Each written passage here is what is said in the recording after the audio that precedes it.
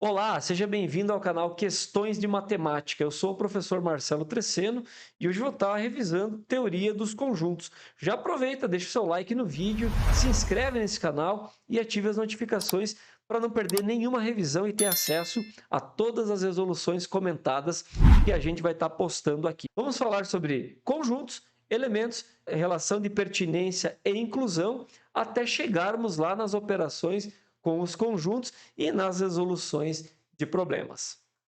Bom, primeiramente, conjuntos são coleções, classes ou agrupamentos de objetos. E você sempre vai representar um conjunto por uma letra maiúscula do nosso alfabeto. Se você pegar seu livro de matemática ou a sua apostila aí, com certeza todos os exemplos que você vai ter será utilizando letras maiúsculas. Já para os elementos dos conjuntos, você vai utilizar as letras minúsculas. Um exemplo bem básico é o exemplo das vogais. Se eu for montar um conjunto das vogais, eu vou ter um conjunto com 5 elementos. Eu preciso de uma letra maiúscula para representar esse conjunto. Eu escolho a letra V maiúscula. E eu sei que os elementos, os 5 elementos desse conjunto, que é o A, o E, I, O e U, essas 5 letrinhas que formam o conjunto, são os elementos do conjunto V. Vou separar aqui por vírgula e colocar entre chaves, pois essa é a primeira forma de representação que a gente estuda, chamada de forma tabular ou enumerativa. Falando sobre a relação de pertinência, a gente vai utilizar esses símbolos de pertence e não pertence.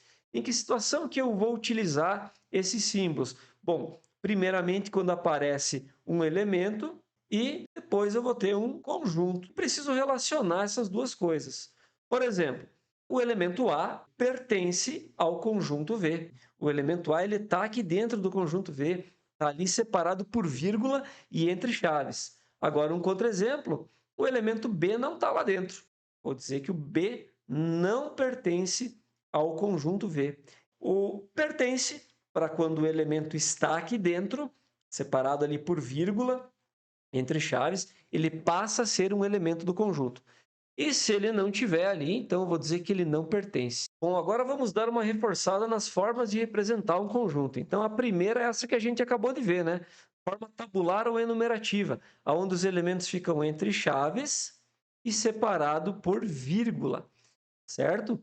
Pode ser separado por ponto e vírgula, eventualmente, quando tivermos números decimais, né, compondo o conjunto. Então, aqui tem o exemplo das vogais, que é um conjunto finito, são apenas 5 elementos. E aqui eu coloquei também o conjunto dos números primos e positivos, que é um conjunto infinito. Nesse caso, você coloca reticências dentro do conjunto, porque é impossível representar todos os elementos dele. Uma atenção especial para o conjunto C e o D aqui, dos dois itens, né? Do item C e do item D. O conjunto dos números pares primos e positivos. Só existe um número que atende essa condição, que é o número 2. Então, o conjunto formado vai ser chamado de conjunto unitário. Repare no exemplo do item D. Conjunto das cores da bandeira brasileira que começam com a letra M. Quais são as cores que formam a bandeira do Brasil? Tem alguma que começa com a letra M?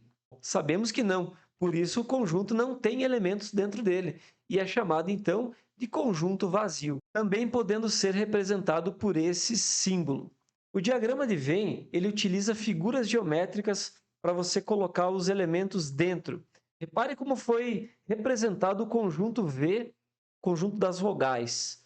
O A, o E, o I, o O e o U dentro de uma elipse, né? Podendo ser um círculo, podendo ser um quadrado, um triângulo, enfim, qualquer figura geométrica. E o conjunto P, que era dos números primos e positivos, 2, 3, 5, 7, 11, dentro de um retângulo. Você já deve ter percebido que é mais viável utilizar o diagrama de Venn em casos de conjuntos que são finitos, que têm uma quantidade limitada e, de preferência, uma quantidade pequena de objetos ou de elementos.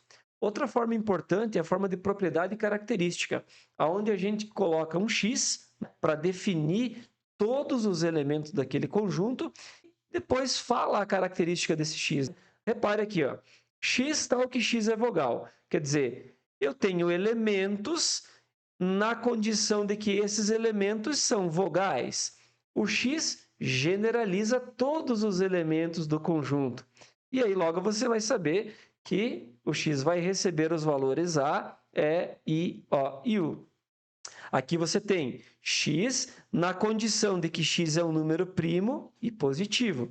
Bom, então você sabe que os elementos que estão ali dentro, o x vai receber os valores 2, 3, 5, 7, 11 e assim por diante.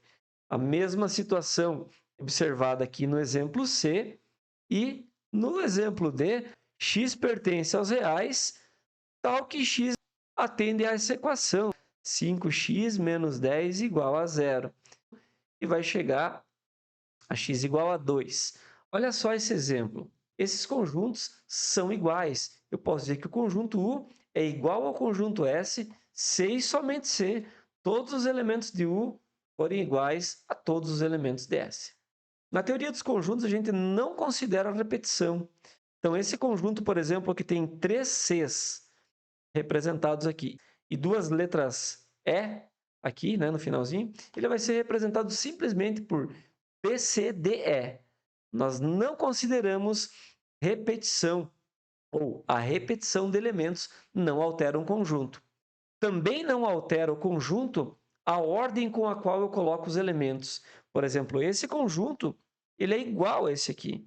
O que está mudando? Está mudando a ordem do G, O e do L e tem uma repetição que a gente acabou de ver que não se considera. Mesma coisa acontece nesse exemplo aqui.